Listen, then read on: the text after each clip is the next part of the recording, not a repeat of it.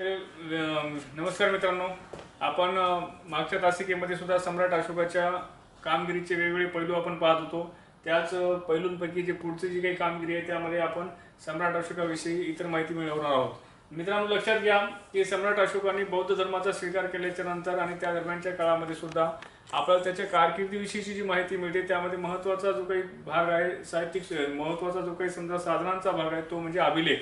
सम्राट अशोकाचे अनेक जे अभिलेख आहेत, 40पेक्षा जास्त अभिलेख आतापर्यंत शिलालेख जे आहेत ते आपल्याला आतापर्यंत प्राप्त झालेले आहेत. याच्यावरती सम्राट अशोकाच्या कारकिर्दीवरती प्रकाश टाकण्यासाठी ते महत्त्वाचे आहे. आता सम्राट अशोकाने साधारणतः जे अभिलेख आपल्याला त्यांचे पाहायला मिळतात त्यामध्ये ज्या लिपीमध्ये ते अभिलेख खोदण्यात आले आहेत, कोरण्यात आले आहेत, त्याच्यामध्ये ब्राह्मी आहे, खरोष्टी आहे, आरामाईक आहे, ग्रीक आहे. या लिप्यांमध्ये त्या ठिकाणी साधारणतः सम्राट अशोकाचे अभिलेख आपल्याला पाहायला मिळतात. तर हे अभिलेख जे आहेत सम्राट अशोकाचे ते भारत आणि भारताच्या बाहेर देखील सम्राट अशोकाने हे अभिलेख खोदलेले आहेत. आतापर्यंत साधारणतः जोपर्यंत म्हणजे 19व्या शतकाच्या मध्यापर्यंत सम्राट अशोकाच्या जे काही अभिलेख आपल्याला प्राप्त झालेले आहेत तोपर्यंत आपल्याला त्याचं वाचन करता आलेलं नव्हतं. ज्यावेळेस समजा सम्राट अशोकाचे हे सगळे जे अभिलेख किंवा शिलालेखांबद्दल ज्यावेळेस आपण माहिती पाहतो त्यापैकी टील पॅन्थर नावाचा जो विद्वान आहे त्या टील पॅन्थरला पहिल्यांदा त्या ठिकाणी सम्राट अशोकाच्या अभिलेखातील लिपीच्या संदर्भामधला त्याने पहिल्यांदा त्या ठिकाणी शोध लावलेला आहे. आणि त्यानंतर त्या लिपीचं वाचन करणारा म्हणजे सम्राट अशोकाच्या अभिलेखामध्ये जी ब्राह्मी लिपी आहे त्या ब्राह्मी लिपीचं वाचन करणारा जर पहिला व्यक्ती जर कोणता असेल तर ते म्हणजे त्या ठिकाणी सर जेम्स प्रिन्सेपनं सम्राट अशोकाच्या अभिलेखातील ब्राह्मी लिपीचं पहिल्यांदा वाचन केलं आणि त्यानंतर सम्राट अशोकाच्या कारकिर्दीवरती आपल्याला प्रकाश पाडता येतो.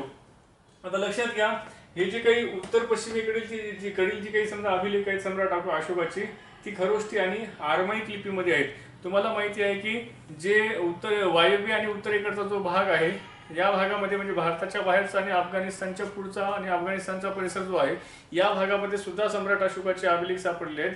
त्या भागावरती ग्रीकांचा प्रभाव मोठ्या प्रमाणामध्ये असल्यामुळे त्यांच्याशी संबंधित असणाऱ्या ज्या काही आरमाईक आणि खरोष्टी लिपी आहेत त्या लिपीच्या मध्ये ते अभिलेख आपल्याला पाहायला मिळतात. आता लक्षात घ्या, जे अभिलेख आहेत ते आहेत त्याच्यामध्ये जे बाहेरचे म्हणजे भारताच्या बाहेरचे जे अभिलेख आहेत त्याच्यामध्ये त्या ठिकाणी शहाबाजगडीचा अभिलेख आहे जो की खरोष्टी लिपीमध्ये आहे. त्यानंतर शेर ए कुन्हाचा अभिलेख आहे जो की आरमाईक लिपीमध्ये आहे, आरमाईक आणि म्हणजेच ग्रीक भाषेमध्ये आहे. त्यानंतर तक्षशिला आणि लगमांचा अभिलेख आहे जो की पुन्हा आरमाईक लिपीमध्ये तो कोरण्यात आलेला आहे. आणि मानसेहराचा अभिलेख आहे जो की खरोष्टी लिपीमध्ये आहे. आता लक्षात घ्या मित्रांनो की हे जे अभिलेख आहे त्याच्यावरती परीक्षेला प्रश्न विचारण्यात आलेला आहे. एकीकडे तुम्हाला त्या स्थळाचं किंवा त्या अभिलेखाचं नाव दिलं जातं आणि दुसरीकडे त्याची भाषा दिली जाते किंवा लिपी दिली जाते. तर ही आपल्याला माहिती असणं आवश्यक आहे. तर सम्राट अशोकाच्या बाबतीमध्ये आणखीच समजा सांगायचं म्हटलं तर या अभिलेखांची जी भाषा आहे तर ती आहे प्राकृत. आणि त्यानंतर जे आहे तर आता सम्राट अशोकाशी संबंधित असणारे त्यांच्या अभिलेखाशी संबंधित असणाऱ्या ज्या इतर महत्त्वाच्या गोष्टी आहेत त्यामध्ये लक्षात घ्या, ज्यावेळेस मध्ययुगीन कालखंड चालू होता आणि मध्ययुगीन कालखंडामध्ये मोगलांचं राज्य भारतावरती होतं, मोगलांच्या अगोदर सुलतानशाही भारतामध्ये नांदत होते, त्यावेळेस फिरोजशाह तुगलक जो तुगलक घराण्यातला एक पराक्रमी राजा होता, एक महत्त्वाचा राजा होता, त्या फिरोजशाह तुगलकला ज्यावेळेस सम्राट अशोकाचे जे अभिलेख म्हणजे शिलालेख सापडले त्यापैकी जे मेरठ आणि टोपराचा जो अभिलेख आहे तर तो मेरठ आणि टोपराचा सम्राट अशोकाचा जो अभिलेख आहे तो त्याने म्हणजेच फिरोजशाह तुगलकने हा कुठं आणला, दिल्लीला आणलेला आहे. याच्यावर प्रश्न आलेला आहे. म्हणजे सम्राट अशोकाचे मेरठ आणि टोपराचे जे अभिलेख आहेत हे दिल्लीला आणण्याचं काम कोणी केलं तर ते फिरोजशाह तुगलकने केलं. फिरोजशाह तुगलक कोण आहे, हा तुगलक घराण्यातला एक राजा आहे. तर त्याने आपल्या स्वारीमध्ये किंवा आपल्या मोहिमेमध्ये मेरठ आणि टोपराचे जे अशोकाचे अभिलेख आहेत हे दिल्लीला आणण्याचं काम त्यांनी केलेलं आहे. त्यानंतर अलाहाबादचा जो काही स्तंभलेख आहे, आता लक्षात घ्या म्हणजे शिलालेख आणि स्तंभलेख याच्यामध्ये नेमका फरक काय, दोन्हीही त्या ठिकाणी दगडावरच कोरले जातात. परंतु शिलालेख ज्यावेळेस आपण म्हणतो शिलालेख जो आहे तो दगडावरती कोरला जातो आणि स्तंभलेख सुद्धा दगडावरती कोरला जातो. परंतु जो स्तंभलेख असतो तो पिल्लरवरती कोरण्यात येतो. म्हणजे उभं जे पिल्लर असतं त्या पिल्लरवरती कोरण्यात आलेला जो काही आलेख आहे किंवा जे काही लिखाण आहे त्याला आपण स्तंभलेख म्हणतो. तर स्तंभलेखापेक्षा शिलालेख हे विस्तीर्ण असतात. तर लक्षात घ्या, अलाहाबादचा जो स्तंभलेख आहे हा मुळामध्ये कौशांबी या ठिकाणी होता. परंतु जो मोगल बादशाह जो जहांगीर आहे तर तो जहांगीरच्या कारकिर्दीमध्ये हा जो अलाहाबादचा जो स्तंभलेख आहे हा अलाहाबादला आणण्यात आलेला आहे. म्हणजे तो कौशांबीला होता मूळतः, परंतु तो कोणी आणला अलाहाबादला, तो आणलेला आहे जहांगीरनं. हे सुद्धा महत्त्वाचं आहे, ते गोष्ट लक्षात ठेवा. दिल्ली आणि टोपराचा अशोकाचा अभिलेख मेरठ आणि टोपराचा जो काही अशोकाचा अभिलेख आहे हा दिल्लीला कोणी आणला, फिरोजशाह तुघलकनं. आणि जो अलाहाबादला जो अभिलेख आणला कौशांबीचा, तो कोणी आणला, मुघल बादशाह जहांगीरने. हे आपल्याला लक्षात ठेवायचे. त्यानंतर जे या अभिलेखामध्ये म्हणजे जो अलाहाबादला जो अभिलेख आहे, या अभिलेखामध्ये अशोकाची राणी कुरुवाकी नावाची जी राणी आहे, त्या राणीचा व तिचा मुलगा जो आहे तिवर याचा उल्लेख जो आहे तर आपल्याला अशोकाच्या या अलाहाबादच्या अभिलेखामध्ये प्राप्त होतो. आता मित्रांनो, हे थोडंसं समजण्यासाठी किचकट वाटत असेल तुम्हाला, कारण का तर याच्यामध्ये पहिल्यांदा ते अभिलेख मूळ स्थानावरून ते हटवण्यात आलेले आहेत आणि सध्याचं वर्तमान स्थान कोणतं आहे हे आपल्याला माहिती असणं आवश्यक आहे. तर अभिलेखाच्या अशोकाच्या कोणत्या अभिलेखामध्ये तिवर नावाच्या मुलाचा आणि राणी कुरुवाकीचा उल्लेख मिळतो, तर तो आहे अलाहाबादचा स्तंभलेख. याच्यामध्ये त्याचा उल्लेख आपल्याला प्राप्त होतो. रोमन देईचा जो शिलालेख आहे, हा रोमन देईचा शिलालेख हा अशोकाचा सर्वात छोटा शिलालेख आहे. मित्रांनो लक्षात घ्या, अशोक हा जगाच्या इतिहासातला पहिला राजा आहे ज्याने आपले प्रशासकीय आदेश जे आहे हे कोरून ठेवलेले आहेत. म्हणजे कोरून म्हणजे शिलालेखांच्या किंवा अभिलेखांच्या माध्यमातून प्रशासकीय आदेश त्या ठिकाणी लिखित स्वरूपामध्ये देणारा हा पहिला राजा आहे. तर रोमन देईचा जो अभिलेख आहे किंवा जो शिलालेख आहे, हा अशोकाने जेवढे काही शिलालेख कोरले आहेत त्यातला सगळ्यात छोटा शिलालेख जो कोणता असेल तर हा रोमन देईचा शिलालेख आहे.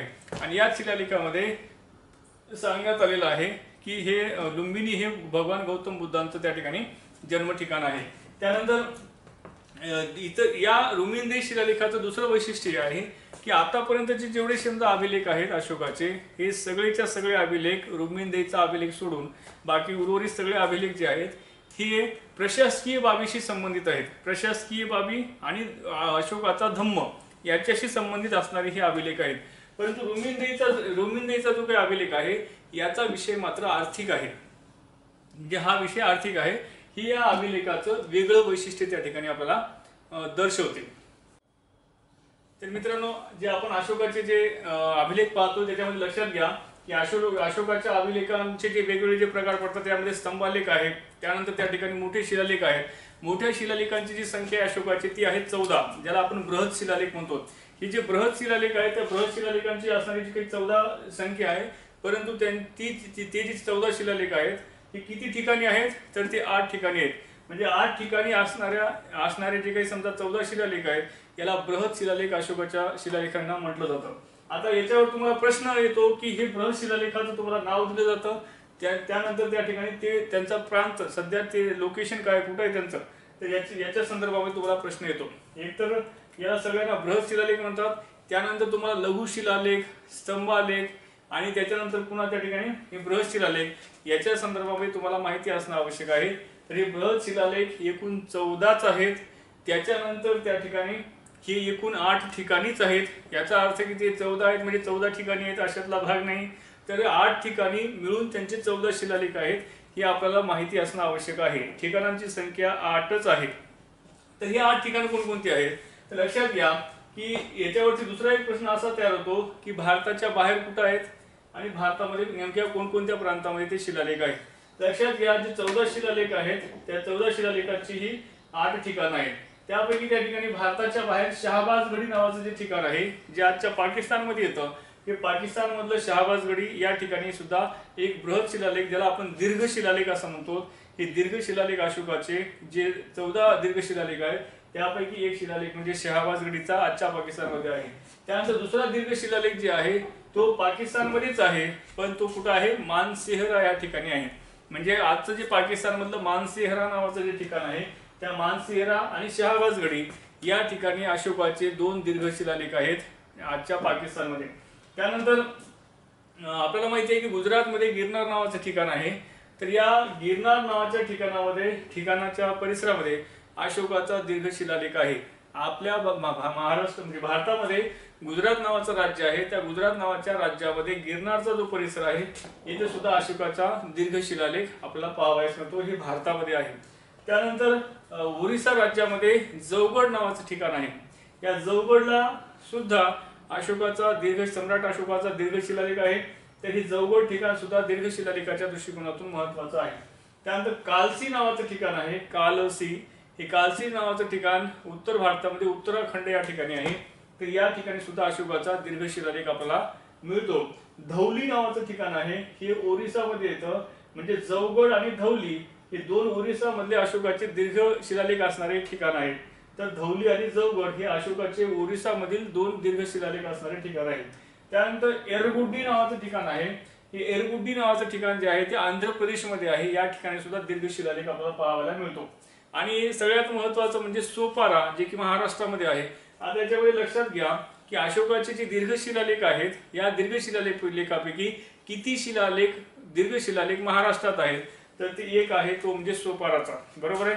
त्यानंतर हे दीर्घ शिलालेख महाराष्ट्रामध्ये आहेत. कुठे आहे? सोपारा आहे. आता ही जे 8चे 8 दीर्घ शिलालेख तुम्हाला माहिती असणं आवश्यक आहे. यांना बृहत शिलालेख म्हणतात. या शिलालेखांची संख्या एकूण 14 आहे. आणि हे एकूण किती ठिकाणी आढळतात, तर ते आढळतात एकूण 8 ठिकाणी. मित्रांनो लक्षात घ्या, आपण सम्राट अशोकाचे बृहत शिलालेख पाहणार आहोत. तुम्हाला याच्या अगोदरही मी मगाशी सांगितल्याप्रमाणे की सम्राट अशोकाच्या बृहत शिलालेखांची एकूण संख्या आहे 14. त्या बृहत शिलालेखांमध्ये तुम्हाला परीक्षेसाठी विचारलं जातं की 12व्या शिलालेखामध्ये काय, 13व्या शिलालेखामध्ये काय आहे. जसं मागच्या परीक्षेमध्ये राज्यसेवेला सुद्धा विचारलेलं होतं की कलिंग विजय जो आहे, तर तो सम्राट अशोकाच्या कोणत्या शिलालेखामध्ये कलिंग विजयाचं त्या ठिकाणी सांगण्यात आलेलं आहे. तर त्या अशोकाने धम्माची माहिती कशामध्ये दिलेली आहे, तर प्राणी हत्या करून हे अशोकाच्या बृहत शिलालेखांपैकी कशामध्ये दिलेलं आहे, ह्याच्याविषयी तुम्हाला याच्या अगोदर परीक्षेला प्रश्न आलेले आहेत.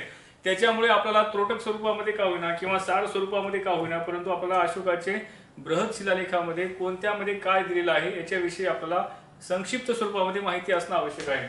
मित्रांनो लक्षात घ्या, अशोकाचा जो बृहत शिलालेखांची संख्या जी 14 आहे, त्यापैकी जे पहिल्या क्रमांकाचा जो शिलालेख आहे, याच्यामध्ये सम्राट अशोक सांगतात की प्राणी हत्या करू नये, म्हणजे प्राण्यांची हत्या करण्यावरती सम्राट अशोकानं बंदी आणलेली आहे, त्याचा निषेध केलेला आहे. आता परंतु सम्राट अशोकाने त्या ठिकाणी त्यांच्या राज्यामध्ये प्राणी हत्या व्हायची, त्यांच्या खानावळीमध्ये सुद्धा जे प्राणी रोजचे ज्या ठिकाणी ते वापरले जायचे, त्याच्यामध्ये सुद्धा सम्राट अशोकाने नियम केलेले आहेत. आणि तो सांगतो की प्रत्येक दिवशी 2 मोर आणि 1 हरिण एवढ्याच प्राण्यांची फक्त तुम्हाला त्या ठिकाणी हत्या करता येईल, किंवा मग ते तुम्हाला त्याचा वापर करता येईल. बाकी म्हणजे एकंदरीत सांगायचं काय, तर प्राण्यांच्या हत्या करण्यावरती त्यांनी निर्बंध आणलेले आहे. आणि अहिंसा तत्वाकडे त्याचा झुकाव आपल्याला या पहिल्या शिलालेखामध्ये आपल्याला आढळून येतो. म्हणजे प्राणी हत्येवरती निषेध व्यक्त करणारा जो आदेश आहे, तो आदेश शिलालेख क्रमांक 1 मध्ये अशोकाने दिलेला आहे.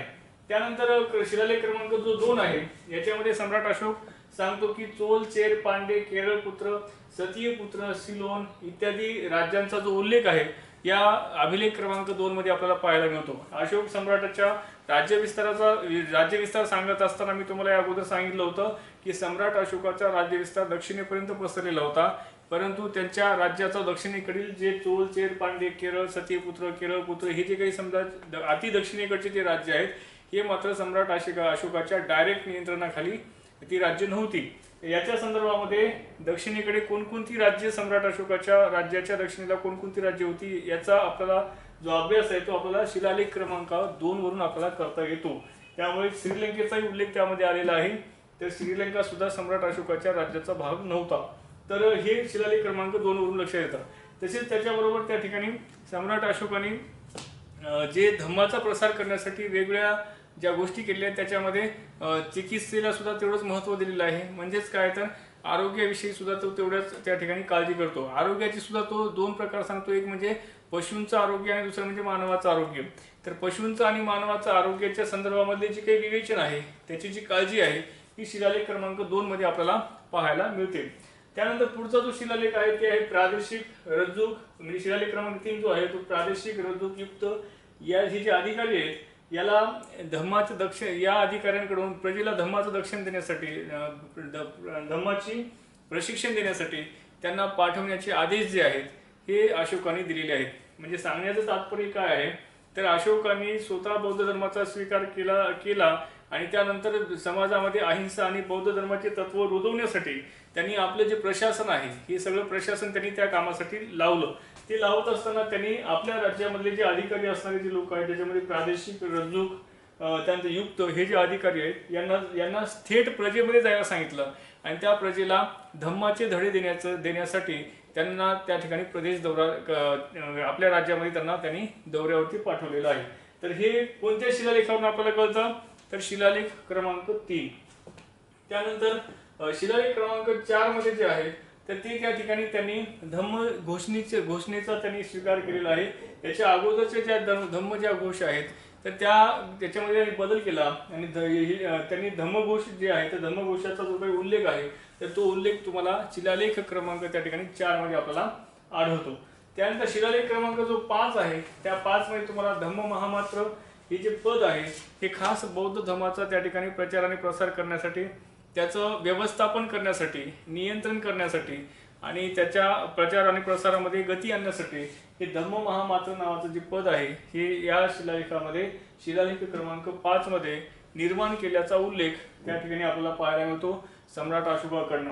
आणि त्यानंतर हे जे धम्म महामात्र हे जे पद आहे या पदाचा जो पद निर्माण करण्यापाठीमागचा जो उद्देश आहे तो काय होता, तर जनतेचं कल्याण, म्हणजे जनतेचं कल्याण कशामध्ये आहे आणि जनतेला नेमकी दुःख कशी आहेत, कोणती आहेत हे जाणून घेण्यासाठी हे धम्म महामात्र पदाची निर्मिती शिलालेख क्रमांक 5 वरून केल्याचं आपल्याला दिसून येतं।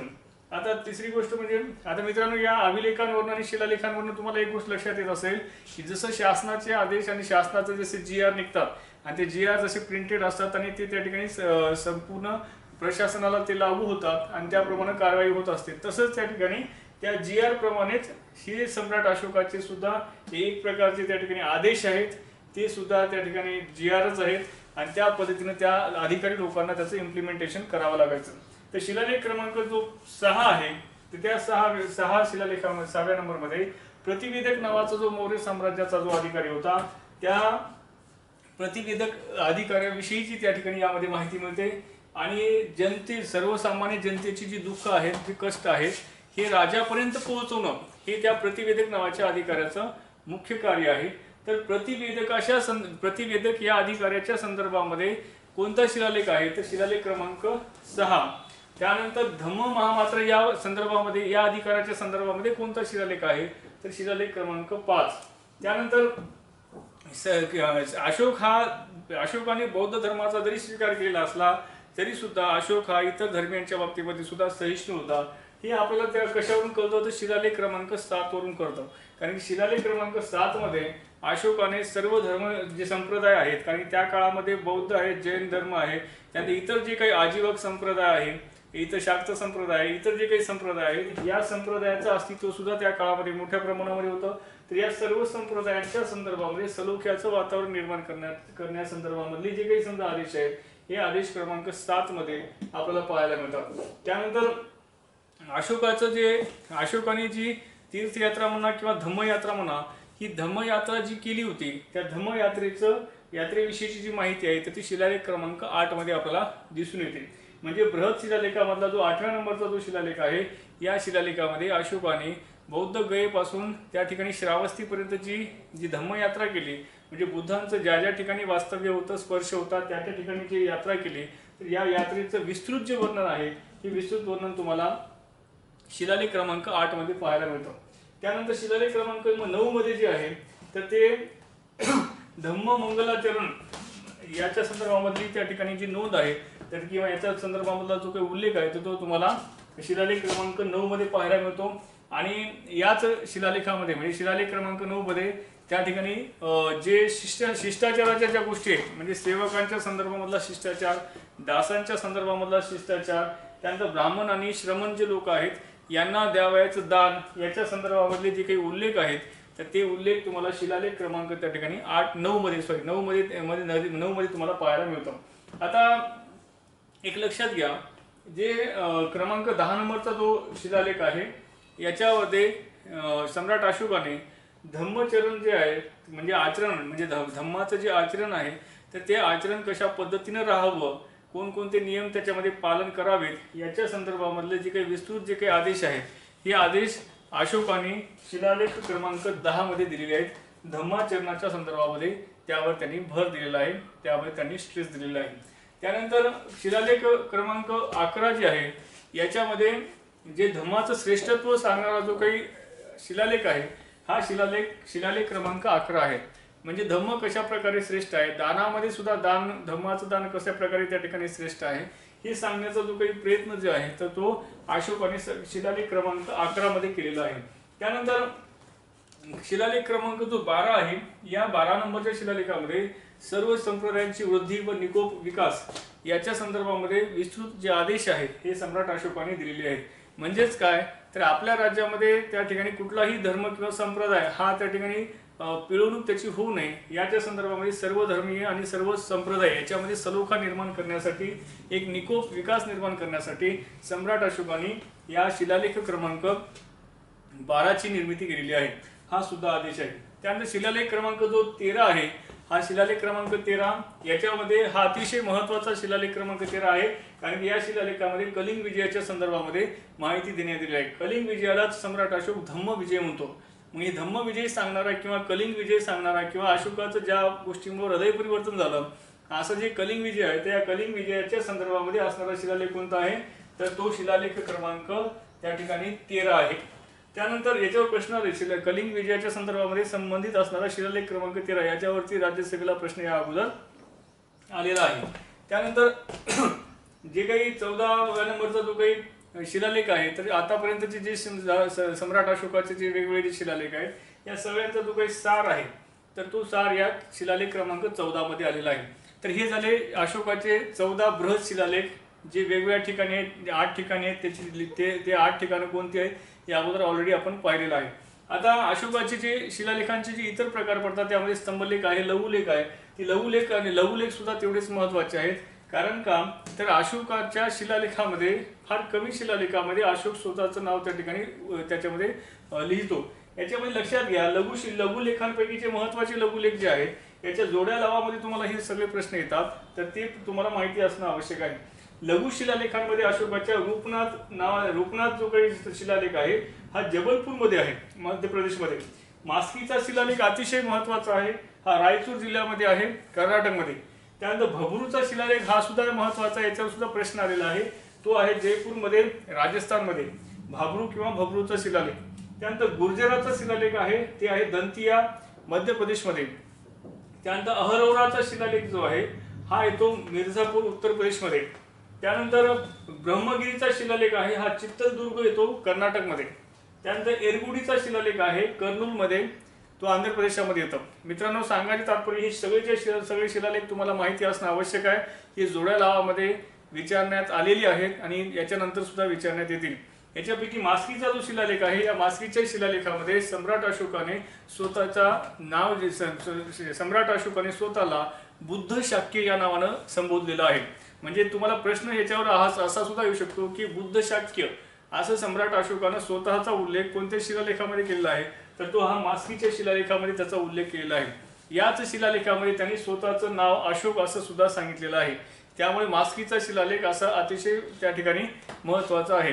त्यानंतर भाबरूचा जो शिलालेख आहे या भाबरूचा शिलालेख याच्यामध्ये सुद्धा महत्वाची गोष्ट ही आहे तर या भाबरूच्या शिलालेखामध्ये सम्राट अशोक जो आहे तर तो देवानाम पिये नावाचा जे प्रियदर्शी नावाचा जो शब्द आहे हा शब्द या शिलालेखामध्ये आलेला आहे. तर जे आपण लघु शिलालेख जे पाहतो त्यामध्ये लघु शिलालेखांमध्ये तुम्हाला सांगितलं होतं की एकूण लघु शिलालेखांची संख्या जी आहे ती 7 आहे. ते 7 शिलालेख जे आहेत ते लघु शिलालेख जे आहेत ते महत्वाचे जे किती आहेत ते 7 आहेत. ते 7च्या संदर्भामध्ये आताच आपण पाहिलेले आहोत. आता जसे लघु शिलालेख महत्वाचे आहेत, जसे बृहत शिलालेख महत्वाचे आहेत, तसेच त्या ठिकाणी अशोकाचे स्तंभालेख सुद्धा तितकेच महत्वाचे आहेत. कारण की या स्तंभलेखामध्ये मी तुम्हाला सांगितल्याप्रमाणे की स्तंभालेख जे आहेत त्या स्तंभालेखांची एकूण संख्या आहे 7. त्या 7 पैकी हे 7 स्तंभालेख जे आहेत हे याची ठिकाणे किती आहेत 6. म्हणजे एकूण जे 7 जी स्तंभालेख आहेत म्हणजे 7 जे काही अशोकाच्या ज्या आज्ञा आहेत ज्या वेगवेगळ्या स्तंभालेखावर लिहिलेल्या आहेत तर ते कुठं सापडतात एकूण किती ठिकाणामध्ये तर 6 ठिकाणावरती ते सापडतात. आता लक्षात घ्या त्याच्यापैकी महत्वाचा पहिला स्तंभालेख म्हणजे त्या ठिकाणी दिल्ली मेरठ स्तंभालेख. स्तंभालेख म्हणजे काय तर स्तंभावर कोरलेला त्या ठिकाणी लिखाण त्याला म्हणायचं स्तंभालेख. तर हे दिल्ली मेरठ या ठिकाणी जे अशोकाचा जो स्तंभालेख होता तर हे पहिल्यांदा तो मेरठ होता, मेरठवरून तो दिल्लीला आणण्यात आला. आता सध्या तो दिल्लीला आहे आणि तो कोणी आणला फिरोजशाह तुगलकनं आणला म्हणून याला दिल्ली मेरठ त्या ठिकाणी स्तंभालेख असं म्हटलं गेलेलं आहे. आता त्यानंतर दिल्ली टोपराचा स्तंभालेख हा सुद्धा आहे. तर या दिल्ली टोपराच्या स्तंभालेखाचं एक वेगळं महत्व म्हणजे काय, तर हा अशोकाचा अंतिम शिलालेख असावा असं इतिहासकारांचं म्हणणं आहे. त्यामुळे हे त्याच्या बाबतीमध्ये लक्षात ठेवणं आवश्यक आहे, दिल्ली टोपरा. त्यानंतर लौरिया अर्राज नावाचा जो शिलालेख आहे हा सुद्धा स्तंभालेख आहे. हे सुद्धा त्या ठिकाणी अशोकाचा एक महत्वाचा स्तंभालेख आहे. त्यानंतर लौरिया नंदनगड हा सुद्धा अशोकाचा एक महत्वाचा स्तंभालेख आहे. रामपूर्वाचा स्तंभालेख हा सुद्धा त्या ठिकाणी एक महत्वाचा स्तंभालेख आहे. आणि प्रयाग जे आहे त्या प्रयागचा शिलालेख जो आहे हा त्या ठिकाणी जहांगीर जो मोगल बादशाह होता त्याने अलाहाबादला आणलेला आहे. तर हे झाले अशोकाचे एकूण 7 स्तंभालेख आणि ते किती ठिकाणी आढळतात, 6 ठिकाणी आढळतात. तर आपण आतापर्यंत जे काही सम्राट अशोकाच्या संदर्भामध्ये जी माहिती घेतलेली आहे ते म्हणजे अशोकाचा पूर्ण राजकीय इतिहास आपण सांगितलेला आहे. त्यानंतर अशोकाचा धम्म सांगितलेला आहे. अशोकाने कोरलेले जे काही बृहत शिलालेख जे आहेत ज्यांची संख्या एकूण 14 आहे ते सुद्धा आपण पाहिलेल्या प्रत्येक शिलालेखाची आपण माहिती घेतलेली आहे.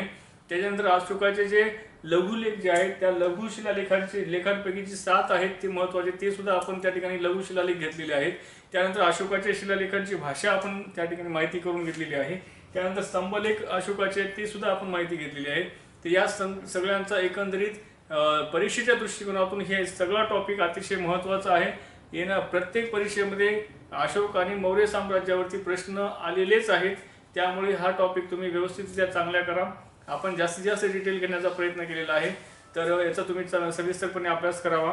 तर त्यानंतर अशोकाच्याच कारकिर्दीमध्ये आपल्याला माहिती आहे की तिसरी बौद्ध धर्म परिषद भरलेली आहे. त्या बौद्ध धर्म परिषदेच्या संदर्भामध्ये आपण सविस्तरपणे घेणार आहोत. तर सम्राट अशोकाच्याच कारकिर्दीमध्ये ही तिसरी बौद्ध धर्म परिषद झालेली आहे. ते सम्राट अशोकाचा जो शेवट आहे तो इसवी सन पूर्व 232 ला झाला आणि त्याच्या कारकिर्दीमध्ये या सगळ्या महत्त्वाच्या घडामोडी आहेत. तर धन्यवाद.